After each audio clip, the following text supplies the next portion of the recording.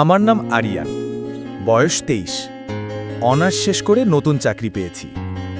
আমার ছোট বোন রিমি ক্লাস 11-এ পড়ে। রিমির এক বান্ধবী আছে, নাম মায়া। একদিন সকালে রিমি রুমে ঢুকে দেখি এক মেয়ে জানালার পাশে দাঁড়িয়ে হাসছে। হাওয়ায় উঠছে ওর চুল, রোদে ঝলমল করছে মুখটা। ওর চোখের দিকে তাকাতেই সময় থেমে গেল। রিমি হেসে বলল, ভাইয়া, ও আমার ক্লাসমেট মায়া। আমি হেসে বললাম, তোমার নামের মতোই সুন্দর। মায়া হেসে নিচের দিকে তাকালো, গাল লাল হয়ে গেল। সেই মুহূর্তে বুঝলাম কিছু অনুভূতি শব্দে বোঝানো যায় না। ও প্রায়ই আসতো রিমির কাছে পড়তে।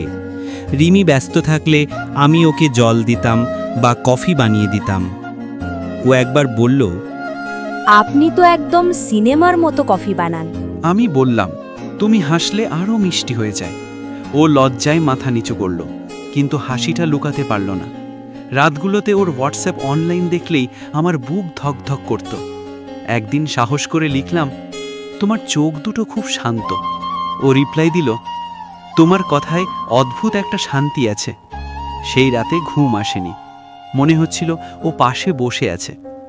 একদিন বিকেলে মায়া বলল, রিমি তো আজ কোচিংয়ে যাবে, তুমি বাসায় আছো? আমি বুঝে গেলাম ও দেখা করতে চায়। ও এলো, বারান্দায় বসে দুজন গল্প করলাম। বাতাসে ওর চুল মুখে এসে লাগছিল। আমি হাত বাড়িয়ে সরিয়ে দিলাম। ওর গালটা লাল হয়ে উঠল, চোখ নিচু। আমি বললাম, তুমি জানো, তোমার চোখে আমি হারিয়ে যাই। ও আস্তে বলল, হারিয়ে গেলে আমি খুঁজে নেব। সেই প্রথম ওর হাতটা ধরেছিলাম। ও কিছু বলেনি, শুধু চোখ বন্ধ করেছিল। আর সেই নীরবতায় যেন পৃথিবী থেমে গিয়েছিল। ভালোবাসা যত গভীর হচ্ছিল, ভয়ও তত বাড়ছিল। কারণ ও আমার ছোট বোনের বান্ধবী। একদিন রিমি ওর ফোনে আমাদের ছবি দেখে ফেলল। রিমি চিৎকার করে বলল, তুমি আমার ভাইয়ের সঙ্গে এমন করতে পারলে? সব শেষ হয়ে গেল।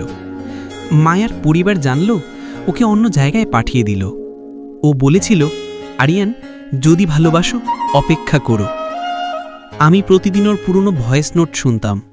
ওর আরিয়ান ডাকটাই ছিল আমার প্রিয় শব্দ। সময় গড়িয়ে গেল। 3 বছর মায়া আর আমার কোনো যোগাযোগ ছিল না। কিন্তু একদিন হঠাৎ ইনস্টাগ্রামে মেসেজ এলো, তুমি এখনো কফি বানাও? আমি হাসলাম। ও এখনো মনে রেখেছে। আমরা আবার কথা বলা শুরু করলাম। ওর কণ্ঠে এখনো সেই মায়া আছে যে একদিন আমার হাত ধরেছিল নীরবে।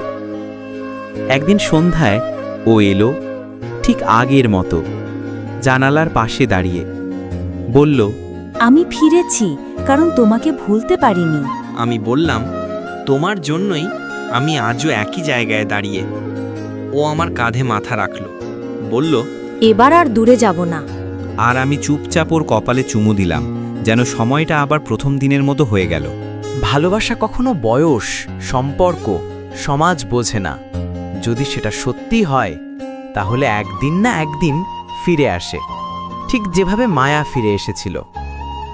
আমাদের ইউটিউব চ্যানেল গল্পর দুনিয়াতে সাবস্ক্রাইব করুন।